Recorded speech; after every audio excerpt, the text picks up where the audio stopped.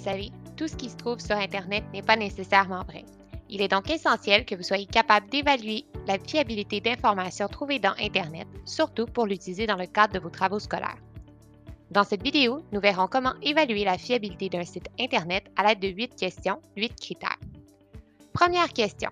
L'auteur du site est-il identifié? Sur un site Internet, l'auteur devrait toujours être identifié et devrait donner une adresse courriel ou des coordonnées pour le contacter. L'auteur peut être un individu, un organisme ou une organisation. Deuxième question. Le site est-il publié par une personne ou un organisme reconnu? Nous pouvons classer les sites Web en deux grandes catégories. La première comprend les sites publiés par des sources fiables, gouvernements, organismes publics ou largement reconnus. L'information publiée sur ces sites doit généralement passer par un long processus de validation pour s'assurer de la fiabilité des informations publiées. La deuxième catégorie comprend les sites publiés par des sources dont la crédibilité reste à établir, des sites web personnels ou des blogs par exemple. Pour répondre à cette question, il faut entre autres regarder l'adresse du site Internet et porter une attention au nom de domaine, autrement dit, au responsable du site. Troisième question. Le site est-il objectif?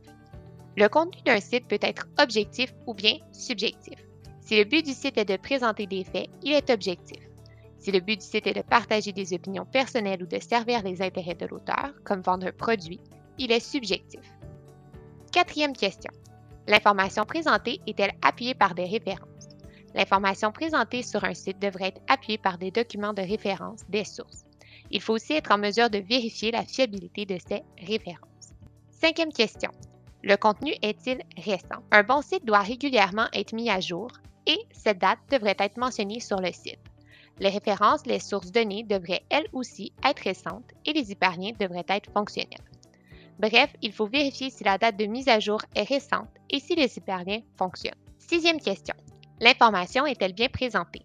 L'information sur un site devrait être clairement présentée. Il devrait y avoir des titres, des sous-titres et aucune faute d'orthographe. Septième question.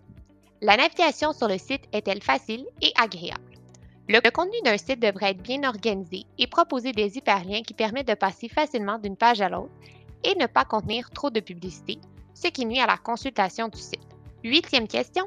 L'information présentée est-elle exacte? Le contenu d'un site peut confirmer ou contredire l'information trouvée dans d'autres sites. Si l'information trouvée sur ce site est contraire à celle d'un autre site, il faut regarder les 7 questions, les 7 critères précédents pour chacun des sites afin d'identifier le site le plus fiable. Il faut aussi examiner les faits présentés et se questionner sur leur exactitude et leur cohérence. En cas de doute, ce peut être une bonne idée d'en discuter avec vos enseignants. Finalement, ajoutons qu'il est recommandé de vérifier dans au moins 3 sources si l'information trouvée est la même. Il faut absolument éviter de ne consulter qu'un seul site web, une seule source d'information. Voilà, vous connaissez maintenant les questions à poser pour évaluer la fiabilité d'un site Internet.